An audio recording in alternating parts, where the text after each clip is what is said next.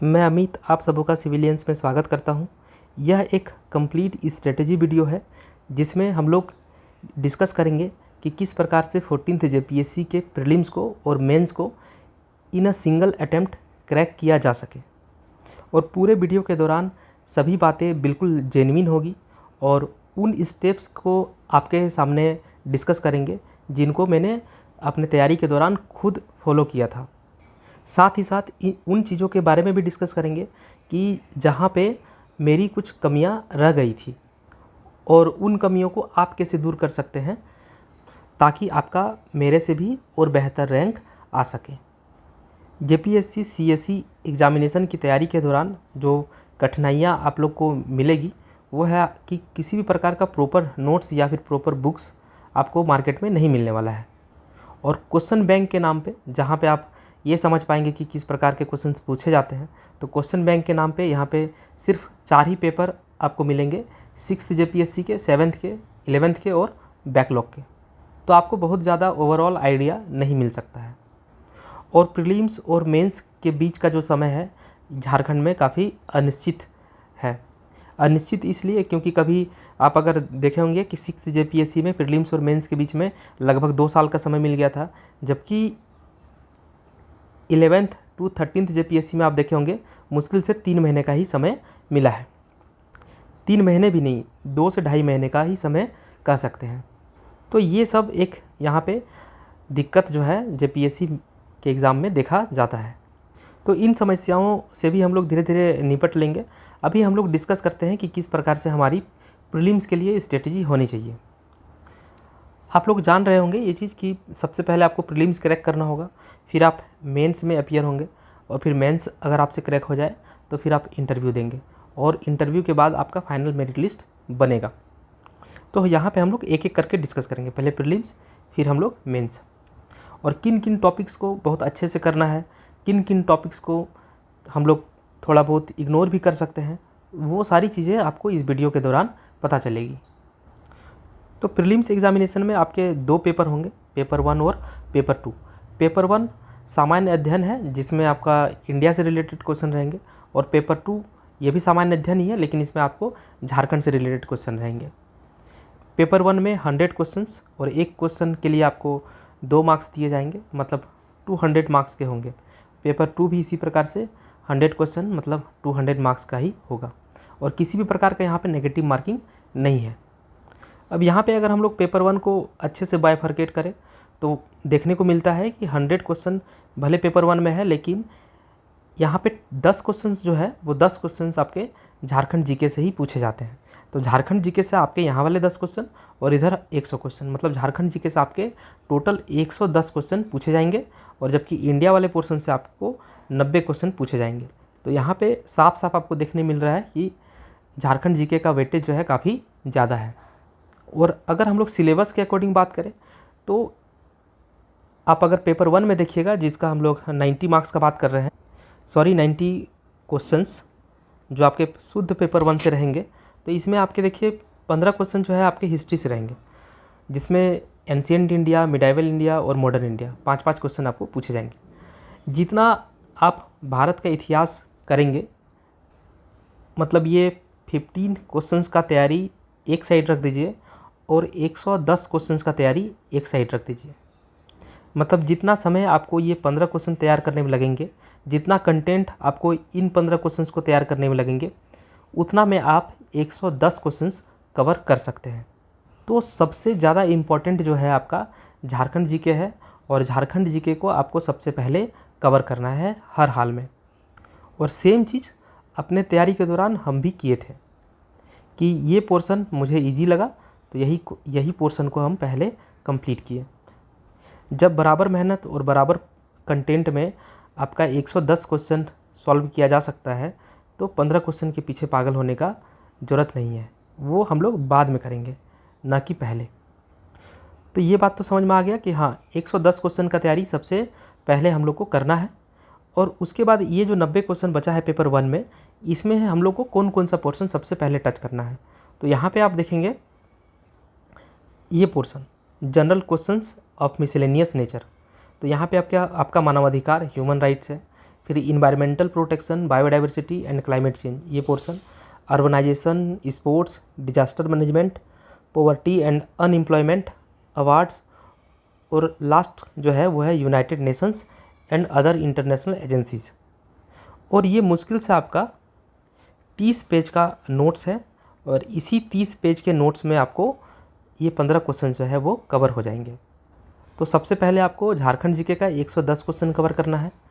फिर आपको ये मिसलेनियस वाला जो पोर्शन है इसका 15 क्वेश्चन आपको कवर करना है। और ये सभी मैं अपने वीडियोस के द्वारा और पीडीएफ्स के द्वारा आप लोग को कंप्लीट करवाऊंगा। अगर आप लोग चैनल पे नए हैं तो चैनल को सब्सक्राइब कर सकते हैं और चैनल के डिस्क्रिप्शन पे मेरे टेलीग्राम चैनल का लिंक है, वहाँ पे भी जुड़ सकते हैं। वहाँ पे आप लोग को जो भी नोट्स होंगे वो प्रोवाइड किए जाएंगे। ये 10 क्वेश्चन जिसका हम लोग बात कर रहे थे कि 10 क्वेश्चन पेपर 1 में है जो झारखंड का ही है, तो यहीं पे जो ऐप सेक्शन में है ये 10 क्वेश्चन, तो टोटल आपका 110 क्वेश्चन। और अभी आपका यहाँ पे मिसलेनियस वाले पोर्शन से हुआ 15 क्वेश्चन, मतलब टोटल हो गया 125 क्वेश्चन। और ये पूरा का पूरा पोर्शन आपको सिर्फ और सिर्फ प्रीलिम्स के लिए करना है, क्योंकि इस वाले पोर्शन से मेंस में क्वेश्चन नहीं आता। और झारखंड जीके के बहुत सारे पोर्शन ऐसे हैं जहाँ से मेंस में क्वेश्चन नहीं बनेगा। तो यहाँ पे 125 क्वेश्चंस की जो तैयारी हम लोग करेंगे ये शुद्ध रूप से हम लोग प्रीलिम्स के लिए करेंगे। अब नेक्स्ट आप देखिए यहाँ पे इंडियन पॉलिटी एंड गवर्नेंस। तो ये पूरा का पूरा जो पोर्शन है आपका ये प्रीलिम्स में भी है और मेंस में भी सेम टू सेम यही सब आपको पढ़ना है। तो सी सेक्शन मतलब पॉलिटी एंड गवर्नेंस, यहाँ पे आपको जो 10 क्वेश्चन पूछे जाएंगे, 4 क्वेश्चन संविधान से रहेगा, 4 क्वेश्चन जो है आपको public administration and good governance से रहेगा, और 2 क्वेश्चन जो है पंचायती राज और म्यूनिसिपैलिटीज़ से रहने वाला है। तो ये पूरा का पूरा सिलेबस जो है आपका प्रीलिम्स और मेंस दोनों में एक जैसा है। तो हम लोग सी वाले जो सेक्शन है मतलब इस 10 क्वेश्चन का जो तैयारी करेंगे तो इसको सेपरेटली हम लोग सिर्फ प्रीलिम्स के लिए नहीं पढ़ेंगे, हम लोग इस सेक्शन को प्रीलिम्स प्लस मेंस इस प्रकार से करेंगे। आप समझ लीजिए कि हम लोग इस टॉपिक को पढ़ने के लिए मेंस ओरिएंटेड तैयारी करेंगे। जब हम लोग मेंस ओरिएंटेड तैयारी करेंगे तो आपका प्रीलिम्स एग्जामिनेशन से पहले ही प्रीलिम्स का भी तैयारी हो जाएगा और मेंस के लिए आपका एक सब्जेक्ट भी तैयार हो जाएगा। इसी सब्जेक्ट से मेंस में आपका 200 मार्क्स का पेपर है, पेपर नंबर 4, जिसको हम लोग बाद में अभी डिस्कस करेंगे। तो आपको समझ में आया कि कैसे करना है। पहले हम लोग 110 क्वेश्चंस जो झारखंड के हैं उसको करेंगे, फिर 15 क्वेश्चंस जो विविध के हैं मतलब मिसलेनियस के हैं उसको करेंगे। ये भी काफ़ी छोटा सा टॉपिक है। तो यहाँ पे आपके 125 क्वेश्चन हो गए, और फिर 10 क्वेश्चंस जो है आपके हो गए पॉलिटी एंड पब्लिक एडमिनिस्ट्रेशन से, मतलब अब आपके होंगे 135 क्वेश्चंस। और पॉलिटी एंड पब्लिक एडमिनिस्ट्रेशन को टच करेंगे तो सिर्फ प्रीलिम्स के लिए नहीं, प्रीलिम्स के साथ साथ मेंस के लिए भी। तो 200 क्वेश्चन में से आपका 135 क्वेश्चन जो है हो गया। अब नेक्स्ट है आपका डी सेक्शन, जिसमें हम लोग इकोनॉमिक्स एंड सस्टेनेबल डेवलपमेंट से क्वेश्चन देखेंगे। करीब 10 क्वेश्चंस यहाँ से पूछे जाएंगे। और अगर बात करें मेंस के सिलेबस से तो मोर और लेस यही सिलेबस प्रीलिम्स में भी है इंडियन इकोनॉमी को लेकर के, और मेंस में भी है। तो सेक्शन सी मतलब पार्ट नंबर सी और पार्ट नंबर डी मतलब पॉलिटी एंड पब्लिक एडमिनिस्ट्रेशन से जो 10 क्वेश्चन पूछे जाएंगे और इकोनॉमिक्स से जो 10 क्वेश्चन पूछे जाएंगे, ये 2 पेपर यहाँ पे मेंस के 2 पेपर बनते हैं। पॉलिटी से आपका पेपर नंबर 4 और इकोनॉमिक्स से आपका पेपर नंबर 5 बनता है। और इन दोनों को हम लोग प्रीलिम्स और मेंस दोनों साथ साथ हम लोग को पढ़ लेना चाहिए। तो हम लोग ये करेंगे, प्रीलिम्स और मेंस दोनों ही साथ साथ ही हम लोग सी सेक्शन और डी सेक्शन का तैयारी करेंगे। तो यहाँ पे भी आपके इजीली 10 क्वेश्चंस कवर हो जाएंगे प्रीलिम्स के लिए, और मेंस के लिए 200 मार्क्स का तैयारी हो जाएगा। तो आपके और 10 क्वेश्चन ऐड हो गए, तो टोटल हो गए आपके 145 क्वेश्चंस। और आप जब जेपीएससी का तैयारी कर रहे हैं, सिविल सर्विस वाले जेपीएससी का, तो उस समय आप लोग इसी सीक्वेंस में पढ़ें। जिसका वेटेज ज़्यादा है उसको ज़्यादा अच्छे से पढ़ें।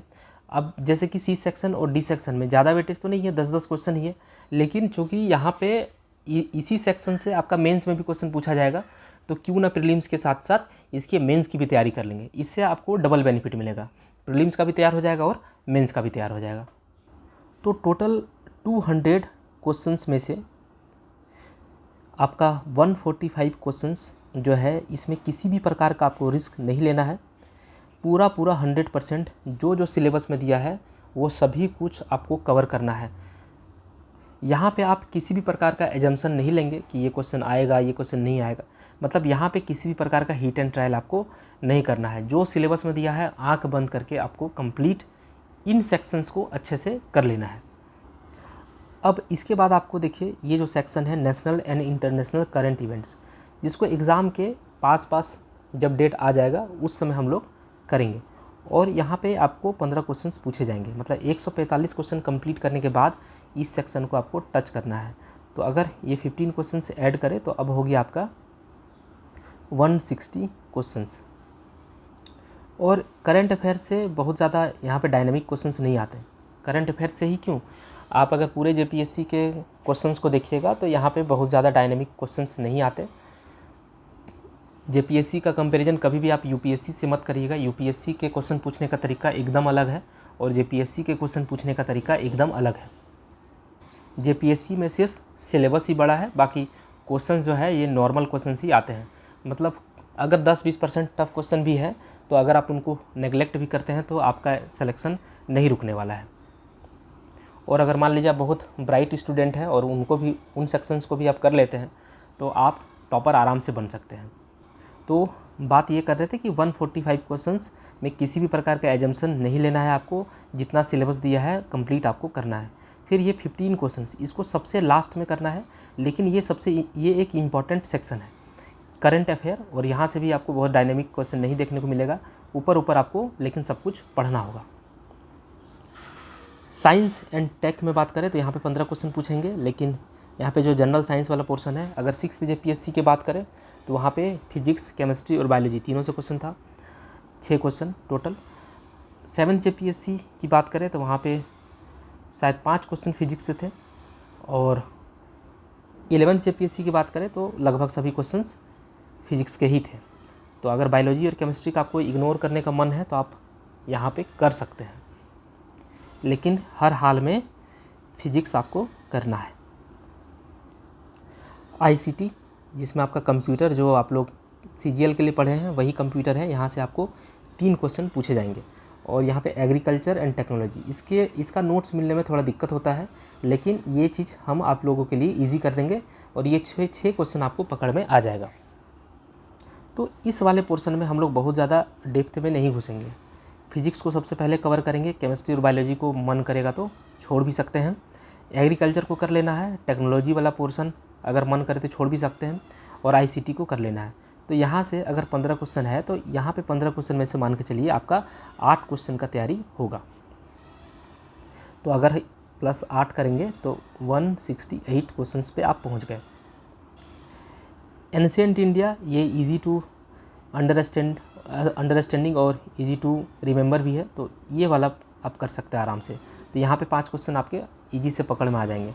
और मिडाइवल इंडिया और मॉडर्न इंडिया, यहाँ पे आप बहुत ज़्यादा डीप आपको नहीं घुसना है।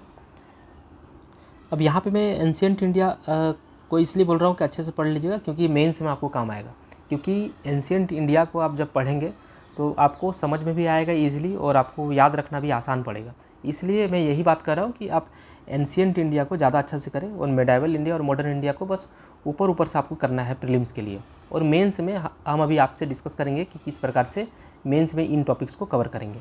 प्रीलिम्स और मेंस दोनों में ही ये टॉपिक्स हैं। फिर यहाँ से मतलब आप मान सकते हैं अगर ऊपर से भी तैयारी करेंगे तो 5 और 2 7 क्वेश्चन, तो 15 क्वेश्चन में से 7 क्वेश्चंस और हम लोग के हो गए तैयार। तो 168 + 7 तो 175 क्वेश्चंस, यहाँ तक हम लोग पहुँचे हैं। फिर अगर ज्योग्राफी ऑफ इंडिया की बात करें तो आप ये जनरल ज्योग्राफी ये पोर्शन अच्छा से करना है, इकोनॉमिकल ज्योग्राफी अच्छा से करना है, और सोशल एंड डेमोग्राफिक ज्योग्राफी ये भी हम लोग को अच्छे से करना है। तो टोटल 3, 2 5 और 2 7, यहाँ पे भी आपके 7 क्वेश्चन अच्छे हो जाएंगे। तो अगर अब इसमें ऐड करेंगे तो हम लोग का हो जाएगा 182 क्वेश्चंस। मतलब 200 क्वेश्चन में हम लोग को 182 क्वेश्चन तक पहुँचना है, जिसमें से सबसे अच्छा से तैयारी हम लोग को 145 क्वेश्चंस का करना है। और बाकी जो पोर्शन है जैसे जैसे आप लोग को बताए और जैसे जैसे हम लोग करवाएंगे आपको, वैसे आपको करते जाना है। बहुत से बच्चों की गलती क्या होती है, जैसे वो हिस्ट्री उठाए, अब हिस्ट्री में वो पूरा पढ़ने लगे, ये पोर्शन पूरा, या फिर वो नेक्स्ट ज्योग्राफी उठाए और ये पोर्शन पूरा करने लगे।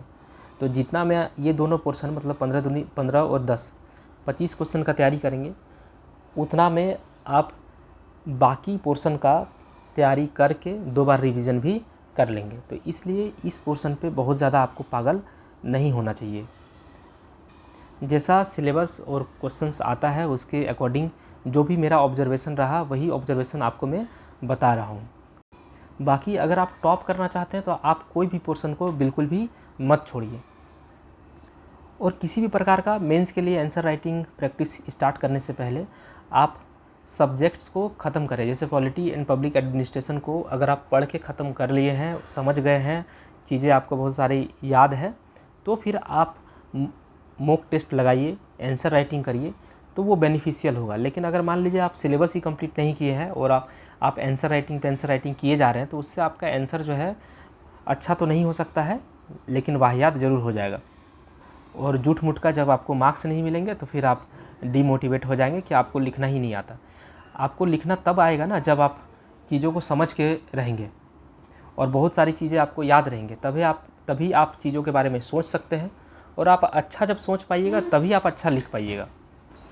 आंसर राइटिंग के लिए सबसे ज़्यादा ज़रूरी चीज़ जो होता है वो है आपका थिंकिंग, मतलब आप किस हद तक सोच सकते हैं, आप 3 डायमेंशनल सोच पा रहे हैं कि नहीं पा रहे हैं। अगर आप सोच ही नहीं पाइएगा तो आप कैसे लिख सकते हैं, फिर आप कितना भी आंसर राइटिंग कर लीजिए उसका कोई फ़ायदा नहीं होने वाला। तो मेरा कहना बस यही है कि आप पहले एक बार किसी भी सब्जेक्ट को अगर पकड़ते हैं तो उसका सिलेबस को एक बार कंप्लीट करें, मतलब पढ़ करके समझ करके। बहुत सारी चीज़ें आपको याद भी करनी पड़ेगी, तो याद करने में हिचकना नहीं है, चीज़ें रटनी पड़ती है, बहुत सारी चीज़ें आप उसको रटिए। और याद करने में मेरे हिसाब से तो कोई बुराई बिल्कुल भी नहीं है। बहुत सारी चीज़ें आपको मिलेंगे, बहुत सारे फैक्ट्स ऐसे मिलेंगे जो आपको याद रखने होंगे, तो आप बिना झिझक का, उसको ज़बरदस्ती का समझने का प्रयास किए बिना आप सीधे सीधे उसको रट जाइए। क्योंकि कई बार ऐसा होता है ना कि कुछ चीज़ें जो है समझ में नहीं आती है, तो हम लोग फिर उसको रटते नहीं हैं, हम लोग समझने का ही कोशिश करते हैं। वो एक गलती है जो आप मत दोहराइएगा। जो चीज़ें समझने वाली है उसको आप समझिए, जो चीज़ें रटने वाली है उसको आप रटिए। और तैयारी के दौरान आप कुछ भी चीज़ पढ़ते हैं तो कम से कम उसके बारे में आधा घंटा सोचिए कि कैसे क्या हो रहा है, तभी आप मेंस में एक अच्छा आंसर लिख पाएंगे। लिखने के लिए सोचना सबसे ज़्यादा ज़रूरी है। और झारखंड में जेपीएससी के लिए कोई भी एक ऐसा बुक नहीं है जिसमें आपको सभी कंटेंट मिल जाएंगे, तो उस काम को आपके लिए हम इजी कर देंगे। अगर जैसे हम लोग बात करें हिस्ट्री ऑफ इंडिया, तो अगर आप घटना चक्र की बुक है उसको भी आप कंप्लीट कर लेते हैं तो भी आपका ये 15 क्वेश्चंस कवर हो जाएंगे। लेकिन घटना चक्र अपने आप में काफ़ी मोटी पुस्तक है, आप करते जाइएगा तो उलझ के रह जाइएगा। तो क्लासेस जो है आप लोग को प्रॉपर अवेलेबल करवा देंगे, इसके लिए आपको ज़्यादा सोचने की ज़रूरत नहीं है। History of India, geography of India, Indian polity and governance, economics and sustainable development और साइंस एंड टेक्नोलॉजी, इसके लिए ये 5 सब्जेक्ट के लिए आप घटना चक्र पढ़ सकते हैं। उसके बाद आपका झारखंड स्पेसिफिक के लिए हम जो बुक पढ़े थे वो उड़ान आईएएस का था और मनीष रंजन का था, तो उड़ान आईएएस ज़्यादा बेहतर बुक है। तो जैसे ये 5 सेक्शन का हम बात किए, history, geography, polity, economics, science, ये अगर आप घटना चक्र से करेंगे तो ये बहुत लेंदी पड़ेगा, जो कि जेपीएससी प्रीलिम्स के लिए मुझे वर्थ नहीं लगता। लेकिन आपको सारे कंटेंट वहाँ पे मिल सकते हैं। ये वाला पोर्शन जो मिसलेनियस है ये आपको मिला जुला के ही पढ़ना होगा, किसी भी एक बुक में एक सारा टॉपिक नहीं दिया हुआ है। और झारखंड जीके के लिए आप लोग उड़ान आईएएस का बुक पढ़ सकते हैं। बाकी हम आपको 2-3 अच्छे बुक्स जो भी मार्केट में अवेलेबल हैं उनको कंपाइल करके एक जगह आपके लिए ला देंगे, तो आप सभी को ईजी पड़ेगा। तो अब हम लोग बात करते हैं मेंस एग्जामिनेशन की, कि मेंस एग्जामिनेशन को कैसे क्रैक किया जाए। तो यहाँ पे आपके 6 पेपर हैं। पेपर 1 जो कि आपका जनरल हिंदी और जनरल इंग्लिश रहेगा, क्लास 10th लेवल का ही रहता है, और इसमें आपके 100 मार्क्स के क्वेश्चन रहेंगे और पूरा का पूरा जो है ये क्वालिफाइंग नेचर का रहेगा। पेपर 2 ये आपका लैंग्वेज पेपर है जिसमें आपका 150 मार्क्स के क्वेश्चन पूछे जाएंगे।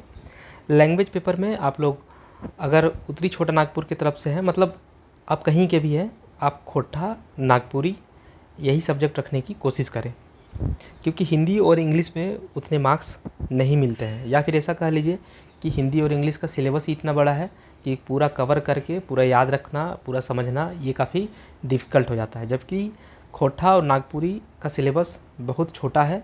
खोटा का नोट्स जो है मेरा 90 पेज का नोट्स था, उसी से लगभग ऑलमोस्ट क्वेश्चंस आपके एग्जामिनेशन में पूछे गए हैं। उसी तरह से नागपुरी के लिए भी हम आपको नोट्स बना देंगे, क्लास भी प्रोवाइड कर देंगे। और एक सब्जेक्ट आप रखना चाहते हैं तो पंच परगनिया या फिर कुरमाली, ये 3-4 सब्जेक्ट ही आप रखेंगे तो आपको बेहतर मार्क्स मिल सकते हैं। लेकिन अभी तक का जो पैटर्न है, सबसे हाई स्कोरिंग जो है आपका खोटा रहा है। पेपर 3 जो कि आपका हिस्ट्री और ज्योग्राफी से रहेगा क्वेश्चन, 200 मार्क्स के रहेंगे। Paper 4 polity and public administration से रहेंगे, ये भी आपके 200 मार्क्स के रहेंगे। पेपर 5 इकोनॉमिक्स से रहेंगे, ये भी 200 मार्क्स के रहेंगे। और पेपर 6 साइंस एंड टेक के रहेंगे, ये भी आपके 200 मार्क्स के रहेंगे। टोटल आपका 800 और 150, तो आपका हो जाएगा 950 मार्क्स। 950 मार्क्स का आपका मेंस एग्जामिनेशन पे मेरिट बनेगा। और फाइनल मेरिट जो है आपका इंटरव्यू का भी मार्क्स मिला दीजिए, जो कि 100 मार्क्स का होता है। तो टोटल मेरिट आपका जो फाइनल मेरिट बनेगा वो 10-50 मार्क्स का रहेगा। अब यहाँ पे हम लोग सिलेबस के अकॉर्डिंग एक एक करके देखेंगे। अगर प्रीलिम्स एग्जामिनेशन में जो सबसे टफ टॉपिक है वो है आपका पेपर 2 का CNT SPT एक्ट। और यहाँ से आपके 12 क्वेश्चंस पूछे जाते हैं 24 मार्क्स के। और इस टॉपिक को हम 3 घंटे में कवर करवाए हैं। आप लोग वीडियो जो है प्लेलिस्ट में डला हुआ है, आप लोग देख सकते हैं। और इस टॉपिक से भी सभी क्वेश्चंस जो है मेरे वीडियो और मेरे क्लास से आए हैं, मेरे नोट्स से आए हुए हैं। फिर आपका जो CNT SPT के बाद जो टफ टॉपिक है वो आपका है झारखंड के कल्चर से रिलेटेड, वहाँ से भी काफ़ी क्वेश्चंस आपको देखने को मिलेंगे। तो ये सभी चीज़ हम आप लोग को कवर करवा देंगे, इसके लिए आपको ज़्यादा सोचने की आवश्यकता नहीं है। अब देखिए पेपर 1 मेंस के लिए, तो यहाँ जनरल हिंदी और जनरल इंग्लिश से रहेगा, जो कि आपका क्लास 10th लेवल का रहता है। तो अगर आप लोग इंजीनियरिंग बैकग्राउंड के हैं तब तो यहाँ पे कोई दिक्कत नहीं है। लेकिन अगर मान लीजिए आप 10th 12th भी ठीक से पढ़े हैं थोड़ा बहुत, तो भी आपको किसी प्रकार का यहाँ पे दिक्कत नहीं होने वाला। निबंध लिखने के लिए आएगा, व्याकरण रहेगा, वाक्य विन्यास रहेगा, संक्षेपण रहेगा। तो संक्षेपण आप इजीली कर लेंगे, निबंध भी कुछ ना कुछ लिख ही देंगे, व्याकरण में भी कुछ ना कुछ आपका बन ही जाएगा। इसी प्रकार से इंग्लिश में भी आपका सेम टू सेम देखने को मिलेगा। और ये आपका लैंग्वेज, ये जो आपका पेपर 1 है जनरल हिंदी और जनरल इंग्लिश, ये एक क्वालिफाइंग पेपर है। तो आपको सिर्फ और सिर्फ 30 मार्क्स लाने हैं। और ये 30 मार्क्स आप चाहे इसमें पूरा ले आइए, चाहे इसमें ले आइए, चाहे दोनों मिला के ले आइए, कोई दिक्कत नहीं है।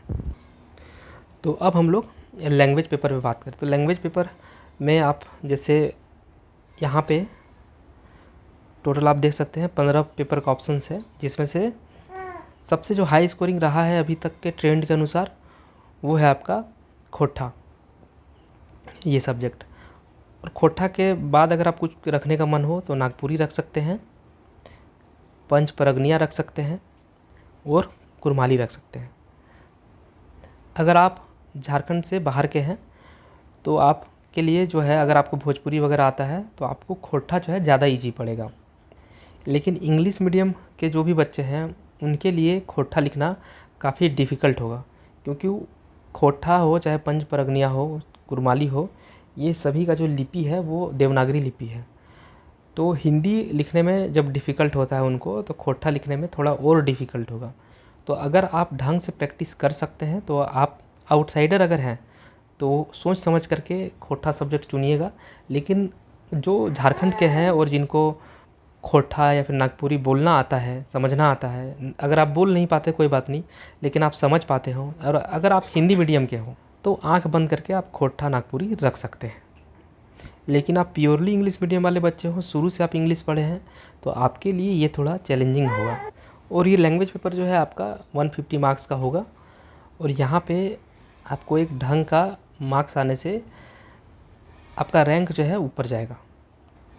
खोटा नागपुरी, इसका सिलेबस हिंदी इंग्लिश के मुकाबले काफ़ी छोटा है। खोटा से संबंधित बहुत सारे वीडियोस प्लेलिस्ट में पड़े हुए हैं, आप लोग 1 से 2 बार देख लीजिए, आप खुद समझ जाइएगा कि आपको समझ में आ रहा है कि नहीं आ रहा है, आप लिख पाएंगे कि नहीं लिख पाएंगे। उसके बाद इस सब्जेक्ट का आपको चयन करना है। अब पेपर नंबर 3 की बात करते हैं, जो कि आपका हिस्ट्री और ज्योग्राफी से है। यहाँ पे आपको कौन सा पोर्शन को एलिमिनेट करना है और कौन से पोर्शन को अच्छे से करना है वो आपको यहाँ पे बता रहे हैं। देखिए, पहला जो है हिस्ट्री में अगर बात करें तो हिस्ट्री में 100 नंबर के क्वेश्चन पूछे जाएंगे और ज्योग्राफी से भी आपके 100 मार्क्स के रहेंगे। हिस्ट्री से 10 क्वेश्चंस मतलब 20 मार्क्स के क्वेश्चन जो है ऑब्जेक्टिव रहेंगे और ज्योग्राफी में भी सेम है, 10 क्वेश्चंस जो कि 20 मार्क्स के होंगे वो ऑब्जेक्टिव रहेंगे। तो यहाँ पे 20 मार्क्स गए, बचे 80 में आपका यहाँ पे 4 पोर्शन है। यहाँ पे 2 क्वेश्चन आपको, एक 40 मार्क्स का और एक 40 मार्क्स का, ये आपको सॉल्व करने, मतलब 2 क्वेश्चंस आपको सॉल्व करने होंगे। तो 40 40 80 और 20 100। अब यहाँ पे आपको ऑप्शन मिलेंगे, ये 2 क्वेश्चन के लिए आपको 4 ऑप्शन मिलेंगे। तो एक क्वेश्चन रहेगा एंशिएंट इंडिया से, एक क्वेश्चन रहेगा मिडाइवल इंडिया से, एक आपका मॉडर्न से रहेगा और एक क्वेश्चन जो है झारखंड का रहेगा, मतलब हिस्ट्री ऑफ झारखंड। तो हिस्ट्री ऑफ झारखंड ये पोर्शन काफ़ी छोटा है और चूँकि हम लोग प्रीलिम्स में भी कहीं ना कहीं इन चीज़ों को पढ़ेंगे तो ये पोर्शन करना ज़्यादा ईजी होगा आपके लिए। और चूँकि ये JPSC है, झारखंड का एग्ज़ाम है, तो यहाँ पे अगर आप झारखंड का क्वेश्चन को करते हैं तो कहीं ना कहीं आपको थोड़ा बहुत एज मिल सकता है। तो 4 पोर्शन है, 4 क्वेश्चन पूछे जाएंगे और उन 4 में से आपको 2 के आंसर करने हैं। तो ये पोर्शन में जितना भी आपका टॉपिक्स है ये सभी को आपको एक एक करके करना है। इसके भी नोट्स कहीं पे भी आपको एक जगह नहीं मिलने वाले। हम अपने तैयारी के दौरान 2-3 कोचिंग्स का नोट्स रखे थे, कुछ किताब भी खरीदे थे और इन्हीं सभी से मिक्स करके जिनका जो अच्छा लगा वो करके मेरा एग्ज़ाम क्रैक हो गया। हालांकि हम रेनेसा IAS के रवि सर से जुड़े हुए थे और उनके नोट से जो बेनिफिट हुआ वो भी हम आपको बताएंगे अभी धीरे धीरे। तो आपको ये वाला पोर्शन करना है। पहला एंशिएंट पीरियड, जो कि आपका एक क्वेश्चन यहाँ पूछा जाएगा, ये आपका इजी टू अंडरस्टैंड और इजी टू रिमेंबर है। तो आपको यहाँ पे कोई भी टॉपिक को स्किप नहीं करना है, जितने भी टॉपिक यहाँ पे दिए हैं सभी के सभी आपको पढ़ने हैं, एक ये वाला और एक झारखंड। तो 2 क्वेश्चन ही आपको सॉल्व करने हैं और आप 2 सेक्शन जो है 2 सेक्शन के सभी टॉपिक्स को कवर कर रहे हैं। तो ये तो हो गया आपका कि 2 क्वेश्चन और 2 क्वेश्चन आ भी रहे हैं आपको और 2 क्वेश्चन आपको बनाने भी हैं। लेकिन कभी कभी थोड़ा बहुत रिस्क हो जाएगा अगर सिर्फ आप 2 सेक्शन करके जाएंगे तो, क्योंकि मान लीजिए कि इस वाले सेक्शन से क्वेश्चन थोड़ा घुमा के पूछ दिया और आपका उस समय दिमाग काम नहीं कर रहा हो, क्योंकि एग्ज़ाम हॉल का प्रेशर काफ़ी अलग होता है। बहुत छोटी छोटी मिस्टेक्स जो है वहाँ पे देखी जा सकती है। तो ये फैक्टर को इग्नोर नहीं किया जा सकता है, हम लोग को हर हाल में फैक्टर ऑफ सेफ्टी को बढ़ाना होगा। तो इसके लिए आपको क्या करना है कि मिडाइवल पीरियड यहाँ पे आपको 10 क्वेश्चन और मॉडर्न पीरियड यहाँ पे भी आपको 10 क्वेश्चन, मतलब सिर्फ और सिर्फ 10 क्वेश्चन यहाँ से और 10 क्वेश्चन यहाँ से करने हैं। जो भी इम्पोर्टेंट हो गया वो आपको करा देंगे हम। तो इस तरह से आपका जो है 4 क्वेश्चन में से हर हाल में 2 क्वेश्चन पकड़ में आ ही जाएंगे और आप इजीली ये 100 नंबर सॉल्व कर पाएंगे। अब इसी तरह से अगर जियोग्राफी में बात करेंगे, अब यहाँ पे देखिए ये जो 2 सेक्शन है इसको आप गलती से भी शुरू में मत पढ़ने लग जाइएगा, क्योंकि देखिए अगर आपका पहले से तैयार है ये सब, जैसे कि मध्यकालीन भारत आपको अच्छा लगता है, आपको चीज़ें याद रहती है और आप पहले से तैयारी भी किए हैं, तब आप ज़रूर कर लीजिए। लेकिन अगर आप नए हैं तो इस वाले पोर्शन को मत टच करिएगा। और फिर मॉडर्न पीरियड, ये भी काफ़ी लेंदी है और इससे इजी सेक्शंस हमारे पास है, तो हम लोग इसको स्किप करने का सोचेंगे। लेकिन कम्प्लीटली ये दोनों सेक्शंस को हम लोग स्किप नहीं करेंगे, कंप्लीट स्किप नहीं करेंगे। जो जो इम्पोर्टेंट क्वेश्चंस बन सकते हैं सिर्फ उन्हीं को हम लोग कवर करेंगे। तो 4 में से 2 क्वेश्चन हर हाल में आपके पकड़ में आ जाएंगे। इसी प्रकार से ज्योग्राफी में भी है। शुरुआती दौर में जब हम तैयारी कर रहे थे तो उस समय मेरा ये गलती हुआ कि मिडाइवल पीरियड को ही कवर करना शुरू किए थे और फिर बाद में समझ में आया कि नहीं, ये तो चीज़ याद ही नहीं रह रहा था। तो एक डर भी मन में आ गया था कि ये लिख पाएंगे कि नहीं लिख पाएंगे। तो उस स्थिति में बहुत ही इस चीज़ को, इस पूरे के पूरे को कंप्लीट करने के बाद स्किप किए और फिर हम प्राचीन भारत को किए, और जो एग्ज़ाम में हम क्वेश्चन अटेम्प्ट किए वो भी प्राचीन भारत का ही था। इसी प्रकार से ज्योग्राफी में भी एक मिस्टेक हुआ था हमसे। अब ज्योग्राफी में भी देखिएगा सेम चीज़ है। यहाँ पे भी आपको 4 सेक्शन है, 4 सेक्शन से 4 क्वेश्चन पूछे जाएंगे। 4 में से 2 क्वेश्चन जो कि आपको 40 मार्क्स के रहेंगे वो आपको अटेम्प्ट करने हैं, और 10 क्वेश्चन जो है वो MCQ रहेंगे 20 मार्क्स के। तो टोटल आपके यहाँ पे भी 100 क्वेश्चन हुए। तो यहाँ पे हम जो सबसे पहले सेक्शन पकड़े थे फिजिकल ज्योग्राफी, इसको पूरा ख़त्म करने के बाद फिर इस टॉपिक को हम स्किप किए, क्योंकि ये इस वाले पोर्शन में भी जितने भी चीज़ है याद नहीं रहते, मतलब प्रॉब्लम होता है। और इससे इजी सेक्शन आपके इधर है, physical and human geography of India, और इधर नेचुरल रिसोर्सेस ऑफ इंडिया, और फिर झारखंड का ज्योग्राफी। ये आपके ज़्यादा इजी पोर्शन है। मतलब आप यहाँ पे फिजिकल ज्योग्राफी में या फिर फिजिकल ज्योग्राफी को जितना समय दे के आप कंप्लीट करेंगे, उतना ही समय और उतना ही कंटेंट में आपका 3 सेक्शन कवर होगा। तो जब 3 सेक्शन कवर होगा तो मतलब 3 सेक्शन ही नहीं, आपका 3 क्वेश्चंस पकड़े जाएंगे, और उन 3 क्वेश्चंस में अगर आपका किस्मत ख़राब भी रहेगा तो भी 2 क्वेश्चंस जो है आपके कंप्लीट कवर हो जाएंगे वहाँ पे एग्ज़ाम में। तो फिजिकल ज्योग्राफी को कंप्लीटली स्किप करना है, यहाँ पे कुछ भी नहीं करना। लेकिन ये जो बच गए 3 portion, physical and human geography of India, आपके इधर रह गए नेचुरल और ज्योग्राफी ऑफ झारखंड, ये तीनों पोर्शन को कंप्लीट करना है, और ये आपका बहुत इजी सेक्शंस है। तो शुरू का जो 1 मंथ था मेरा प्रिपरेशन का, वो पूरा का पूरा वेस्ट रहा। क्यों? क्योंकि 2 गलत टॉपिक हम सेलेक्ट कर लिए थे। अब ये गलत टॉपिक या सही टॉपिक, ये पूरी की पूरी रिलेवेंट बातें हैं। हो सकता है किन्हीं का फिजिकल ज्योग्राफी काफ़ी अच्छा होगा, तो उनके लिए तो वो वही ईजी होगा, लेकिन जो नए हैं उनके लिए मैं ये बातें बता रहा हूँ। उसी तरह से किन्हीं को मॉडर्न इंडिया बहुत पसंद होता है, और उनका तैयारी भी वाकई में मॉडर्न इंडिया का काफ़ी अच्छा होता है। तो जिनका पहले से कंप्लीट हुआ है उनके लिए तो मॉडर्न इंडिया या फिर फिजिकल ज्योग्राफी ही ज़्यादा अच्छा रहेगा। लेकिन ये जितनी भी बातें मैं बता रहा हूँ, ये एक बिल्कुल नए एस्पिरेंट के लिए मैं बता रहा हूँ, और शॉर्ट टाइम में इन चीज़ों को तैयार किया जा सकता है। तो किन्हीं को झूठ मूठ का ऑफेंड होने की ज़रूरत नहीं। अब देखिए ज्योग्राफी में आपको क्या बेनिफिट होने वाला है। अगर मान के चलिए आप फिजिकल ज्योग्राफी को स्किप करते हैं तो आपको कोई फ़र्क नहीं पड़ेगा, क्योंकि इससे प्रीलिम्स में क्वेश्चन नहीं आते। मेंस में 1-2 क्वेश्चन देखने को मिल सकते हैं, तो अगर बन गया तो ठीक, नहीं बना तो भी बहुत ज़्यादा लॉस नहीं है। लेकिन ये जो पोर्शन है, ये पोर्शन नंबर C जो कि आपका नेचुरल रिसोर्सेज से है, और सेक्शन D जो कि आपका ज्योग्राफी ऑफ झारखंड है, यहाँ से प्रीलिम्स में आपके बहुत सारे क्वेश्चंस देखने को मिलेंगे।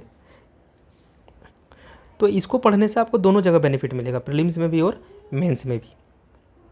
और फिजिकल ज्योग्राफी को अगर स्किप करते हैं तो आपको कोई ख़ास नुकसान नहीं होने वाला है।